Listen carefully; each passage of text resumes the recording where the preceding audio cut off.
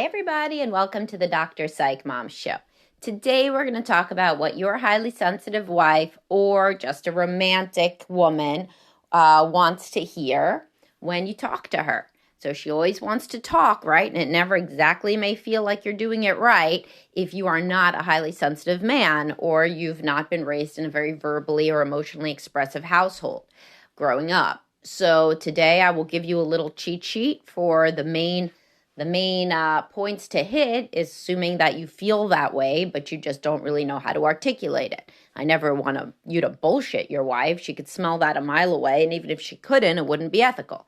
But if you happen to really do love her, but you don't really know how to say it, then I want to help you with that. And before that, please do subscribe. My most recent subscriber episode was why some men think treat 'em mean, keep 'em keen works. Spoiler, it doesn't. Except if you are misinterpreting it in the way that I discuss in the episode. And of course, close to 135 subscriber episodes for just $8.99 a month, which is well worth it from what I hear from my subscribers. Okay, so you always go on these date nights, you have all these romantic interludes, and what does your wife really want you to do? Every time you talk, it seems like she says it's shallow, or it's just about the kids, or do we even have a close relationship, or whatever. A lot of men are in that situation if they are the more avoidant attachment partner, or sometimes it's honestly because they were just never raised saying nice things. Maybe your parents said, I love you, maybe not.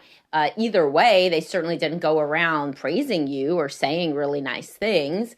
And by the way, all this whole stuff about how you're never supposed to praise your kid for being smart, that's a load of bullshit, because then they'll never tell that to anybody else either. And you know what? Your wife doesn't want to hear if something good happens at work. You must be proud of yourself. That seems like you put a lot of effort in. Like, people want to hear, like, wow, that's awesome. Like, what a smart decision you made. Or they really know who the best person there is. Like, people want to hear superlatives. But in this parenting age, you're not supposed to give superlatives because somehow it teaches your kids not to have intrinsic motivation. That stuff is garbage. Like, that's not real. I used to work for Carol Dweck in Columbia.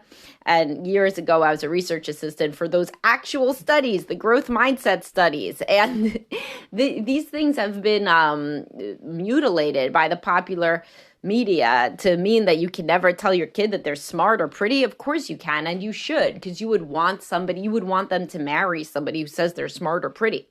Not just somebody who says, wow, you put a lot of effort in, because nobody really wants that. But that's just an aside. So what does she want to hear then? Well, that was a bit of a hint. She wants to hear superlative. She wants to hear that she's beautiful. She wants to hear that she's a great mom, that she's a sensitive and loving wife, that she is attentive to what everybody wants, that she's the best gift giver, that she's the best at anything. If guys think that saying things that are more like this is like corny or embarrassing or awkward, then, therapy can help you figure out why. Because they're not. They're just loving things. The same kind of things that you might say to your kids. Wow, buddy, that's an awesome picture. Right? So the same guy will be like, wow, buddy, that's an awesome picture to his 5-year-old son, and then turn around to his wife and she makes dinner and he literally doesn't say anything. Literally. He might get up and get the salt. And he doesn't say anything. But meanwhile, many people say, hey, buddy, that's a great picture. That's cool. But also 5 other people probably can say, hey, buddy, that's a great picture. And 0 people are going to say anything nice to her about her dinner. So, look for opportunities to give compliments. Look for opportunities to recognize her for what she does well, and not just to say you're a great cook, but what does it mean to you? I'm so happy to have a wife who's such a great cook. Right? I'm a lucky guy. That's always a good one. I'm a lucky guy to have such a great wife or whatever. You want to put yourself into the equation. And this is difficult for more workhorse type of men and men with lower self-esteem who literally feel like if they are in the story, then it's a worse story. They would not want a compliment to include them because they don't think that their opinion is very important. But she married you, so she wants to know your opinion. Those compliments are so much better than the ones that are like very general,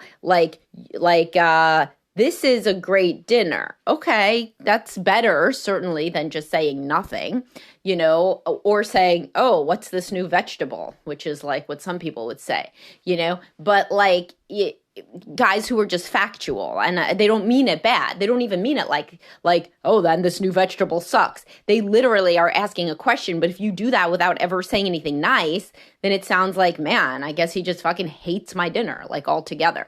He doesn't like the new vegetable. He doesn't like anything.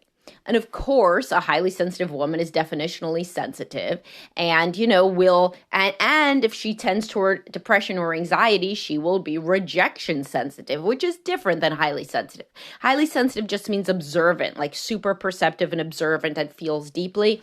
You can take the highly sensitive person quiz. You could have your wife take it. By Elaine Aron. Just Google the highly sensitive person test. But the point being, it doesn't mean rejection sensitive. It doesn't mean the colloquial definition of like oversensitive. However, many women are also that definition of sensitive, especially if they struggle with depressive or anxious tendencies. They can be very rejection sensitive. So if you say, what's this new vegetable? They're going to hear this vegetable is a piece of trash. Like, you dumbass for buying this stupid vegetable, which is obviously not what you're saying. But while it is certainly not your job to manage anybody's emotions and blah, blah, still, if you know that somebody tends to be sensitive, don't say, what's this new vegetable? Unless you're saying, and it's awesome. What's this new awesome vegetable? What's this new best vegetable ever? Then you could totally say it. But try to be obviously aware and attentive to the fact that your wife may be rejection sensitive. As you may be sensitive about certain things. And if you're saying you're not, then you're lying. Because what if she was like, oh, what's that thing you did with your penis during sex, right? You wouldn't be like, over the moon, like she noticed. You'd be like, what do you mean? You don't really sound like you like that. I didn't think I did anything. What? Like, you would be. So just always take it, if you're trying to make an analogy to understand your wife better, try to use an analogy that indicates that you too have feelings, and everybody has feelings, So if you would be anxious and feel rejection sensitive if she made a random comment about sex and you would wonder and worry about that, then that's the way she feels about the damn vegetable. So there, bam, you understand. So what are the other deeper level of things that she wants to talk about? She wants to hear what you think of the marriage. She wants to hear if this relationship is what you always wanted. If it isn't totally what you always wanted, then focus on the parts where it is what you always wanted. I have a podcast that says romantic love is about feeling like you rescued somebody, and or feeling like somebody rescued you, rather. Both, really, ideally. And so the men that end up making the woman swoon with their words are saying things that are very romantic in this sense. Like, like I never knew what real love was until I met you. Basically, every man who's in his first or probably second marriage can say that, because if you, unless you're very unhappy, but at some point you did feel like you love this person more than anybody, so you can definitely say that. Like, this love that I have with you is different than anything I've ever felt. Isn't it? If it is, then that's a layup. And it should be. You've had children with this person, or you've divorced and remarried this person who's a better fit than the other person.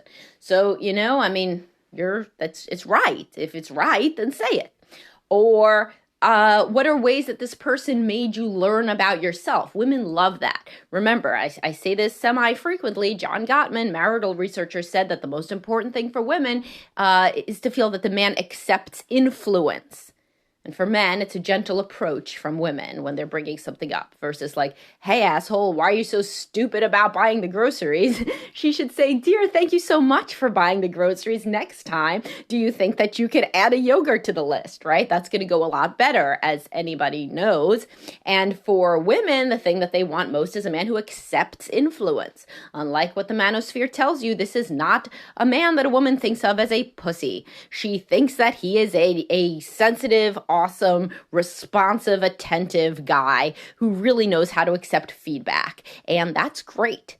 Guys who can't accept feedback are like mockable, like it's like a little kid that can't lose. Like, that's what it seems like when to a woman, where everything she says to the man, he has a tantrum over it, basically. That's how she thinks about it. So she's going to think about him as a baby. as a third child. I write about this a lot. 5 ways to get out of the kid zone, aka when your wife considers you a third kid or a fourth kid or a second kid or whatever. So if you do not want your wife to think about you like that, you want to be coachable. And that means that sometimes, not every time, but sometimes you take what she says and you do it and you say it was a good idea. And so a version of this is telling her in which positive ways she has changed you.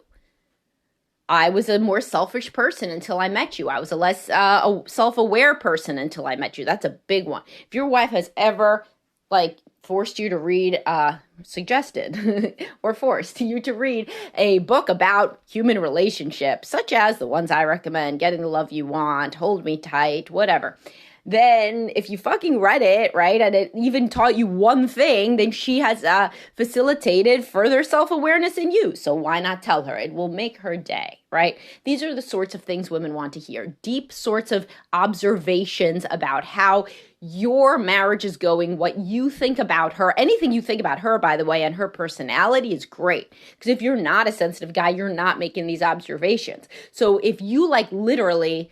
here's your assignment. You this week get 3 observations about your wife's character that you've never told her. I bet you if you tell them to her, she'll be thrilled. And if she says, "Why are you doing this?" then you say, "I heard it on a podcast. I realize I'm probably, definitely, since you've mentioned it, not been giving you the sort of conversation that makes you feel good. I've not been going deep enough. You've said that to me. So now I'm trying to change it." So what I thought is I was observing you during the week and I was, thinking I'm going to tell it to you because I heard about it on a podcast and I thought it was a good idea. It'll make you happy. A lot of guys, and I've said this before, try to hide why they're doing something. It's like the first rule of Fight Club type of stuff. No. If you are in any way trying to learn about your relationship, that's the best part. That's the most awesome part about it. Is that you actually care enough about the relationship to think about it and want to change. Women love that. Who wouldn't love that? It's let's say you came upon your wife Googling how to give a better blowjob. You would be thrilled. Or taking Heather's course. I have a sexologist working for Best Life who just did that, and she's gonna do another one. And your wife can get on the list. And she's also doing Lick It Right and Anatomy of a Vulva. So that was a layup for a way to easily segue into the fact that you could get those workshops. Go to bestlifebehavioralhealth.com. But anyway, you would be thrilled to death that she was Googling that. Even if she was still shit at giving you a blowjob, you would at least appreciate the effort. You would think that it was sexy that she was looking that stuff up, and it was very endearing as well, no matter if she ended up bad or good. So point is, same thing. So what do I mean by observations? So that's, by the way, I was explaining why you should tell her that you look up stuff about the relationship. But what are observations? I was noticing you with our daughter doing friendship bracelets, and it's so cute. My mother never took the time to do anything like that with us. You're such a great mom. I was noticing you were making a list about things to do for your friend's baby shower. Wow, you're a really good friend. I never thought about it, but you must be the best friend that Mary has, because I can't imagine anybody else would sit down there making a list of 20 things to bring to her baby shower. What a good person you are. I noticed that you were so nice to our son's teacher at pickup. I honestly didn't even remember her name. You're really a good mom. You're very observant. You make everybody feel like they're recognized and appreciated. Things like that. You could write it down. You don't have to go like Johnny on the spot, write it down and then say it. Or you could even write it down and text it. If you really want to see what happens in real time, you could text her something like that now. It's not true anymore, by the way, in today's day and age that everything has to be face-to-face. It's good about face-to-face, but if you primarily communicate on text, the benefit of text is she gets to look at it more. She always has that.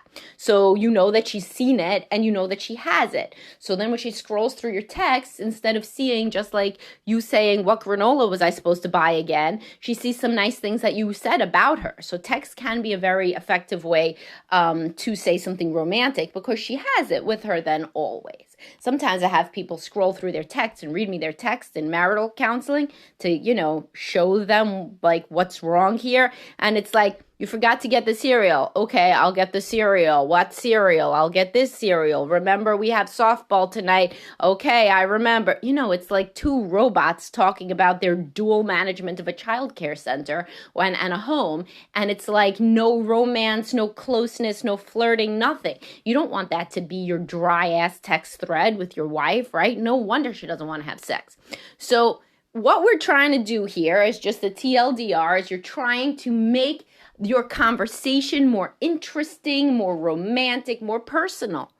Just don't talk about impersonal small talk stuff as the entirety of what you talk about. It's kind of intuitive if you think about it like that, that an impersonal conversation that you could have with any human is not going to resonate with her the way that it might if you talk about direct, deeper things about yourself and her.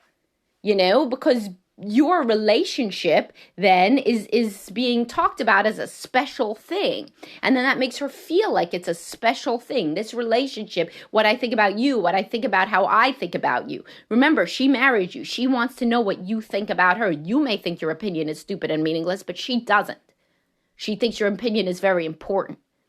Like you could come to her and say, 700 men here have decided that you are very hot. And that would not be as meaningful to her as if you said, I, every day, thank my lucky stars that I'm with such a hot woman to be my wife. Wow, you were the hottest one at the PTA meeting, whatever it is. So your opinion matters, and your thoughts and your observations matter to her. And the more that you can realize this, then the closer you can get, and the more that you can have conversations that actually make her feel good and loved and appreciated and recognized. All right, I thought that I hope this was useful for you guys. Please do subscribe. If you were very interested in Heather's oral sex workshops, an hour, $40 online, then sign up at bestlifebehavioralhealth.com. Those are going to be recurring, so whenever you hear this, you will probably still be able to sign up for things like that. All right, talk to y'all soon. Have a great day. Bye-bye.